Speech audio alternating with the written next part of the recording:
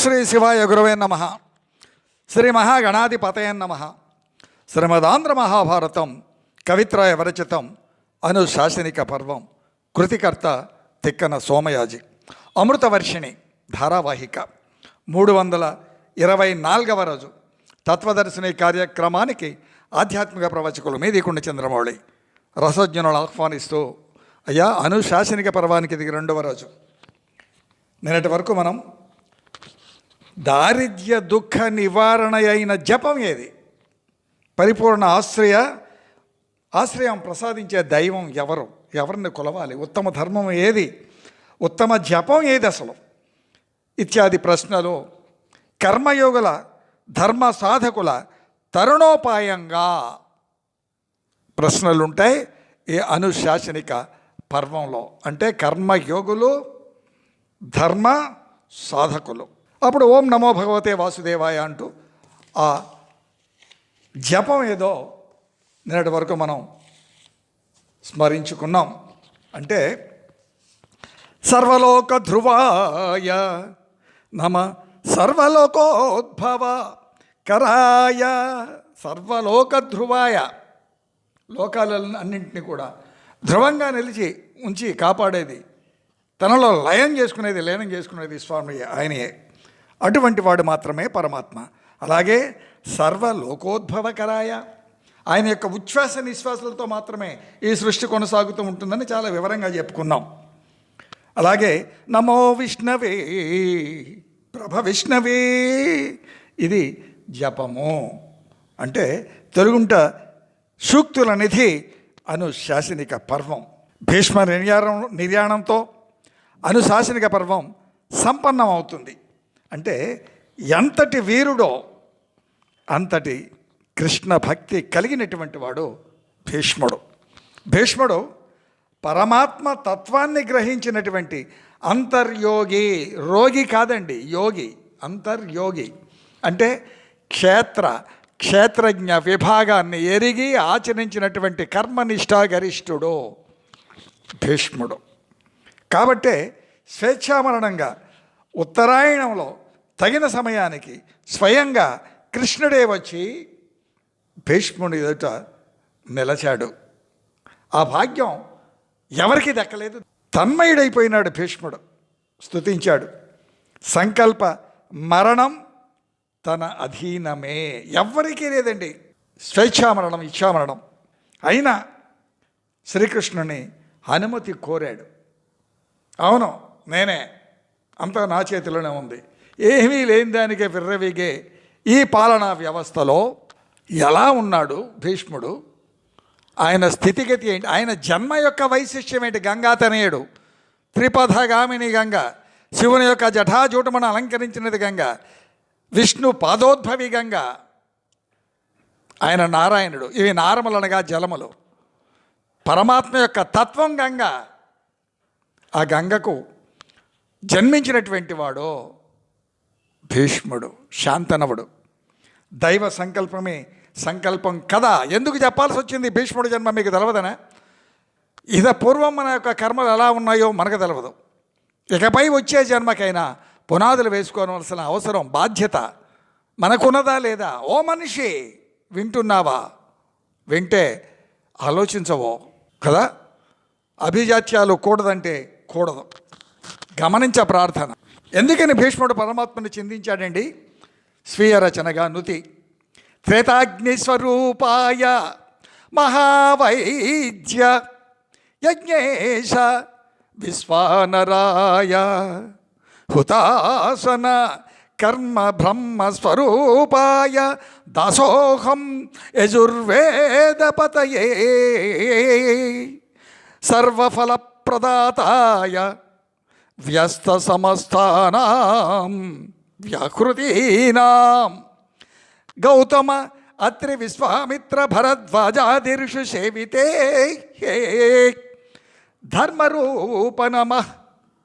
ఇది పరతత్వం యొక్క వైభవం ఎరిగినటువంటి వాడు భీష్ముడు. త్రేతాగ్ని స్వరూపుడు పరమాత్మ, మహావైద్యుడు, భవరోగములన్నింటినీ నివారించగలిగినటువంటి వాడు, యజ్ఞస్వరూపుడు, యజ్ఞేశ్వరుడు, వైశ్వానరుడు, అగ్ని మనలో ఉంటుంది. హుతాశనుడు, కర్మ బ్రహ్మ. కాబట్టి అటువంటి యజుర్వేద స్వరూపమునకు ఆ పతికి దాసోహం. ఆయనే సర్వఫలప్రదాత. వ్యవస్థలకు అన్నింటికీ కూడా అతీతుడు ఆయన. కాబట్టి గౌతమ, విశ్వామిత్ర, భరద్వాజాది ఋషులంతా కూడా ఆ ధర్మ సంపన్నుణ్ణి సేవిస్తూ ఉంటారు. జ్ఞానమునందించు యోగంబు, యోగమయ జీవన విధానం అంటూ ఉంటాం కదా. ఏమి ఇస్తుంది యోగం? స్వీయ రచన, ఈ నుతి విన ప్రార్థన. జ్ఞానమందించు యోగంబు, యోగమందించు అష్టాంగ విధులు, త్రినాడీయనంబులే బ్రహ్మదండినంటూ, ఎడపెంగల సుషుమ్నులై ప్రాణాయామము ఉత్తేజించు కుండలిని పరాశక్తిని మూలాధారంబై. ప్రాణాయామముత్తేజించు కుండలి పరాశక్తిని మూలాధారంబై. అనవరతము నాదబిందు కళోదయంబౌ ప్రణవంబు జీవియే హంస. ఏ విధంగా జీవన విధానం ఉండాలి? గత జల సేతుబంధనలేలా అవశ్యంబు అనుభోక్తవ్యంబు సదా కర్మఫలంబు. ఆగామి సంచిత ప్రారబ్ధముల్ ఇలన్ మది నిలుపు క్షేత్రమర్మంబుల ప్రసాదతత్వ జీవన హంస సంతతంబు చరించు. కాంచవో మానస సరోవరంబునం. మన హృదయమే మానస సరోవరం. జీవుడు హంసగా మారాలి. చాలాసార్లు చెప్పుకున్నాం. ఈ మూడు కూడా స్వీయ రచనలు. నేటి భీష్మను యొక్క తత్వానికి అనుసంధానం చేయవలసిన అవసరం ఉంది కనుక నే నుతించడం జరిగింది. ఇక్కడ భీష్ముడు అంటాడంటే, అయ్యా ఆలుబిడ్డలు లేనటువంటి వాడిని. భీష్ముడి యొక్క నిర్యాణంతో అనుశాసనిక పర్వం సంపన్నం. ఎంతటి వీరుడో అంతటి కృష్ణభక్తి కలిగినటువంటి వాడు భీష్ముడు. పరమాత్మ తత్వాన్ని గ్రహించిన అంతర్యోగి అని చెప్పుకున్నాం కాబట్టే స్వేచ్ఛామరణం, సంకల్ప మరణం అతని యొక్క అధీనమే. అయినా శ్రీకృష్ణుని యొక్క అనుమతి కోరాడు. అంటే అహంకరించలేదు ఏమాత్రము. చిన్న మంత్రి పదవి వస్తేనే కళ్ళు నెత్తికెక్కుతాయి. ఇక ముఖ్యమంత్రుల గురించి చెప్పాల్సిన అవసరం లేదు. ఆ భాష, ఆ వ్యవహారం, ఆ తీరు వాళ్ళకే తెలవాలి. అయ్యా ఆలుబిడ్డలు లేనటువంటి వాడిని అయ్యా నేను. నా బలం నీవే కదా, నేను నీ భక్తుణ్ణి కదా, కరుణతో కావరా ప్రభో వేడుకుంటా ఉన్నాడు. స్వీయనుతిగా ఆలుబిడ్డలు లేక సంసార జలధిలో కమలదళముననున్న బిందువైతి. కలకాలమెవ్వరి కాల ప్రవాహమున నేనే మదిదలంచితి కాలరూప. సలలిత సుధారసరాగ సారమై సాగి వాలితిని అంపశయ్యమున జలమున మీనునై సాగినది చాలు. జలమున మీనునై సాగినది చాలు. ధర్మఫలముక్తి వేడితి హింసా విదూరా. ఇది స్వీయ రచన. ఇది కూడా అని అంటున్నాడు. అయ్యా నాకు ఆలుబిడ్డలు లేరు, నా బలం నీవే కదా, నేను నీ భక్తుడిని కదా, కరుణతో కావరా ప్రభో అంటే జలధిలో కమల దళములనున్న బిందువైతే గత జల సేతు బంధనం ఎందుకండి? ఇక నుంచి ఎలా ఉండాలి జీవన విధానం అంటే? కమలం ఎక్కడుంటుంది? నీళ్ళలోనే ఉంటుంది. కానీ నీళ్లు కమలాన్ని అంటావు. ఒకవేళ అంటినా బిందువులాగా ముత్యంలాగా తొణికిసలాడుతూ జారిపోతూనే ఉంటుంది.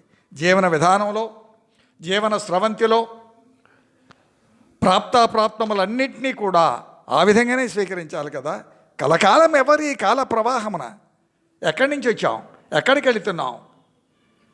నేనే మది దళచితి. ఎందుకని? కాలరూప, నువ్వు కాలరూపుడివి కదా. సలలిత సుధారసరాగ సాగిమై సారమై సాగి. లలిత సుధారసరాగసారం, నీ యొక్క భావనామృతం. వాలితిని అంపశయ్యమున, అది నీ కరుణే కదా. జలమున మీనునై సాగినది జాలు. ఇంతకాలం నేను నీటిలో ఉన్న చేపలాగా, చేప నీటిలోనే ఉంటుంది. జలం సారరహిత సంసార జలధిలో జ్ఞానమై చేయుత అంటాడు. ఇదే సంసారం అనే జలధిలో చేపల నేను దొల్లుతూనే ఉన్నాను, కానీ అది నేనేమీ అంటించుకోలేదు. కాబట్టే ఈ హస్తినాపుర సింహాసనానికి రక్షకుడిగా మాత్రమే ఉన్నాను, వారసుడై ఉన్నప్పటికీ కూడా. ధర్మఫలముక్తి వేడితినయ్యా, ఇంకా ఎంతకాలం భరించమంటావు స్వామి? హింసా విదూరా, నువ్వు హింసించవు కదా, అపార కరుణామూర్తివి కదా, ఇది పరతత్వం కదా. సర్వధర్మాన్ పరిత్యజ్య మామేకం శరణం వ్రజ అనే సూత్రాన్ని అక్షరాల ఎరిగి భీష్ముని యొక్క జీవన గమనం నిర్దేశిస్తూ భాషించింది. ఎవరికి వారు విశ్లేషించుకోవాలి. సీతారాం సర్వధర్మాన్ పరిత్యజ్య, సర్వధర్మములు వదిలేయి అంటే అన్ని అధర్మాలు ఆచరించవు అనా? ఏమనాలి దీన్ని? ఎలా విశ్లేషించాలి?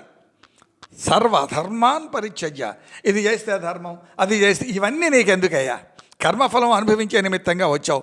ప్రసాద మనస్తత్వంతో జీవించు, ప్రసాద మనస్తత్వంతో స్వామిని వేడుకో, ఆ విధంగానే నీ కర్మఫలములు ఆచరించు. అప్పుడు జలమున మీనువోలే చేపవోలే నీ జీవన విధానం ఉంటుంది. ఆలోచించాలి. ప్రతి జీవి, ప్రతి పాలనా వ్యవస్థ అంటే ఏ ఇంటి యజమాని తనకు తనే పాలకుడు, తనదొక క్షేత్రమో ఆ క్షేత్రంలో తనే పాలకుడు, అందులో జ్ఞానమే బ్రాహ్మణ్యం, అందులో క్షేత్రమే, ఆ క్షేత్రంలో ఉన్నటువంటి క్షేత్రజ్ఞుడే క్షత్రియుడు, నీలో వైశ్యం, నీలోని సేవాతత్వం శూద్రం. వెరసి వర్ణ వ్యవస్థలో చతురంగ రీతులను ఎరిగి చతురతతో జీవించగలిగినటువంటి వాడు చతుర్విధ ఫల పురుషార్థ సిద్ధిని సాధించుకుంటాడా, సాధించుకోడా? ఓ మనిషి వినవయ్యా భారతం కదా. అట్టి భీష్ముని యొక్క విన్నపం ఆ విధంగా ఉంటే మనమెంత అపుత్రస్య గతిర్నాస్తి అని ఎరుగుడా భీష్ముడు? సంతానం లేకపోతే గతి లేదని ఎరుగుడా? తెలుసు ఆయనకి. కానీ అన్నీ సమర్థించే శక్తి పరమాత్మయే అని నమ్మి, గోడ మీద పిల్లిలా కాదండి, అవసరానికి రాముడికి దండం పెట్టడం. రాముడంటే భయం. ఆలోచించాలి. ఆచరించినటువంటి ఆచార్యుడు భీష్ముడు. ఆయనకు తెలుసు యోగక్షేమం వహామ్యక శక్తి పరతత్వమే, పరమాత్మయే. యోగం క్షేమం, ముందు యోగం, ఆ తర్వాత క్షేమం. యోగం అభ్యాసం, అష్టాంగ యోగం, ధర్మ కర్మ ఆచరణ, ప్రసాద మనస్తత్వ జీవనం, పల్కు యజ్ఞ భావనామయం, సత్యనిష్ట, ధర్మనిష్ట, హింసా విదూరం, ఇవన్నీ ఆచరించినప్పుడు ఆ యోగంలో తను నిలబడగలిగితే క్షేమాన్ని, ఆ శక్తిని ఆయనే భరిస్తాడు, ఆయనే ఇస్తాడు. అందుకే అరుజ్ఞ ఇచ్చాడు శ్రీకృష్ణుడు. ఏమని? అలాగే వసువులను పొందమన్నాడు. అంటే పూర్వజన్మ ఎనిమిదవ వసువు భీష్ముడు. నిజస్థితిని అందుకొనగలిగాడు భీష్ముడు.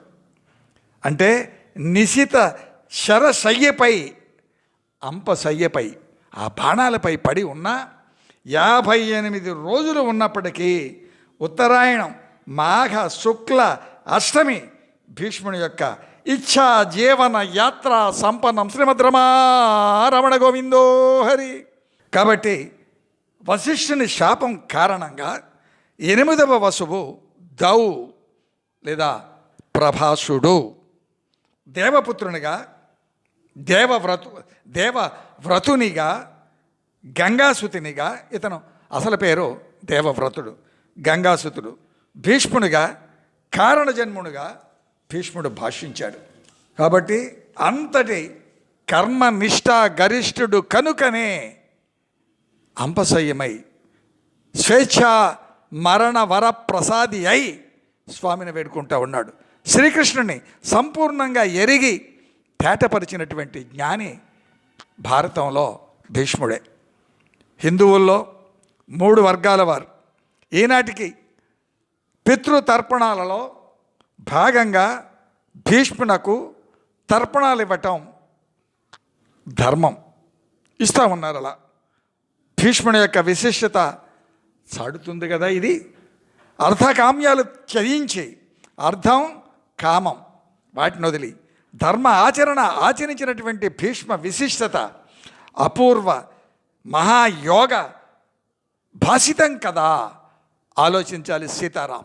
మిగతా విషయం రేపు ముచ్చరించుకుందాం. సహజప్రజాభ్య పరిపాలయంతాం న్యాయేన మార్గేణ మహిష గోబ్రాహ్మణేభ్య శుభమస్తు నిత్యం లోకా సమస్త సుఖినో భవంతు. ఏతసర్వం శ్రీ సీతారామచంద్రచరణారవిందార్పణమస్తు. ఓం శాంతి శాంతి శాంతి. అయ్యా శివాజ్ఞిగా సమర్పించబడుతున్నటువంటి ఈ కార్యక్రమాన్ని ఆదరించే ప్రార్థన, మాతల వినమనవి, గర్భస్థ శిశువులకు వినిపించే ప్రార్థన. గడప లోపట కుడం గడప దాడితే హిందువులం ధర్మో రక్షతి రక్షిత. ఆచరణతో ధర్మం సంపన్నం, నినాదములతో కాదు సుమా.